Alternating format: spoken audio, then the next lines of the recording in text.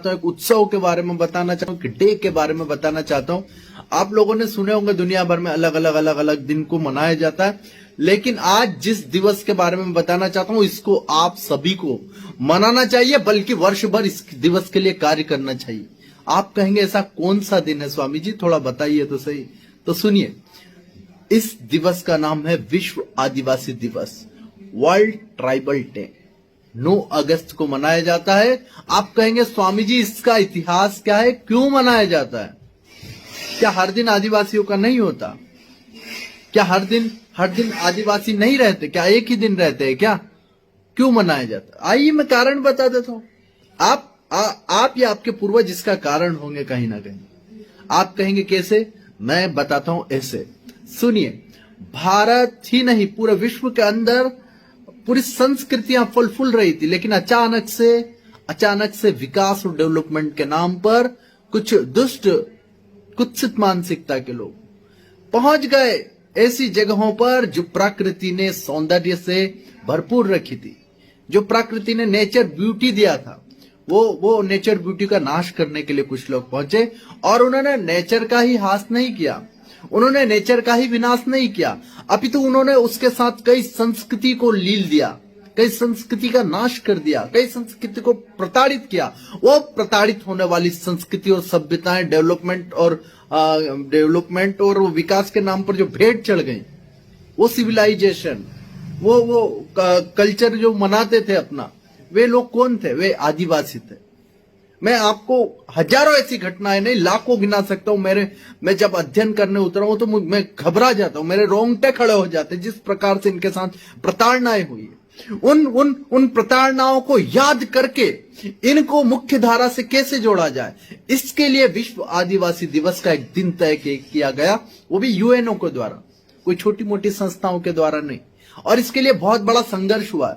ये सामान्य कोई 1-2 दिन में नहीं सील लगा दिया गया इस पे कि इस तारीख को मना लिया जाए, नहीं। इस पर बड़ी गहन गंभीरताओं से चर्चाएं हुई है।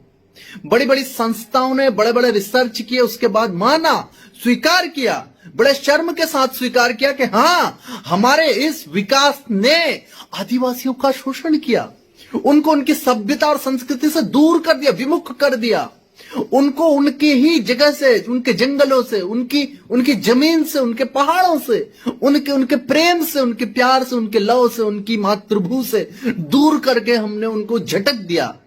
ये पूरी दुनिया में, भारत में नहीं, पूरी दुनिया आज स्वीकार करती है और इसीलिए यूएनओ ने इस दिवस को तय किया है।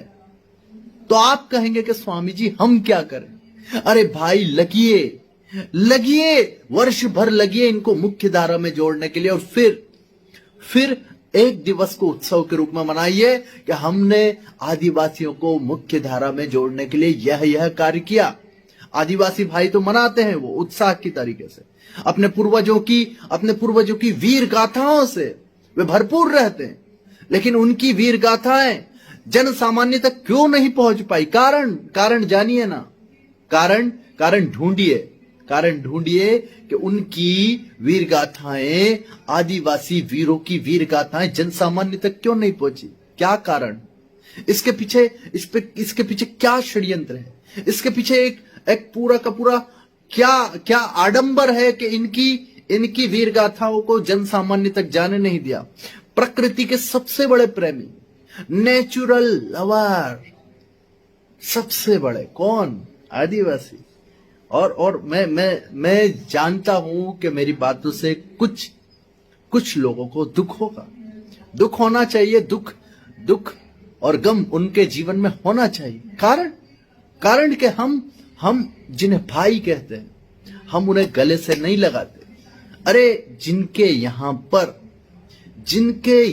पर प्रतिदिन प्रकृति का रक्षण कैसे किया जाए इसकी तैयारियां रहती है, ऐसे लोगों को अगर मुख्य धारा में नहीं लाओगे तो यह राष्ट्र नहीं अपितु विश्व विनाश की कगार पर पहुंच गया। ग्लोबल वार्मिंग क्यों आई? आदिवासियों के पद चिन्हों को हमने स्वीकार नहीं किया। चलते तो आज ग्लोबल वार्मिंग तो क्या कोई संकट नहीं आता। ये दुनिया में खतरनाक वायरस, एक नाम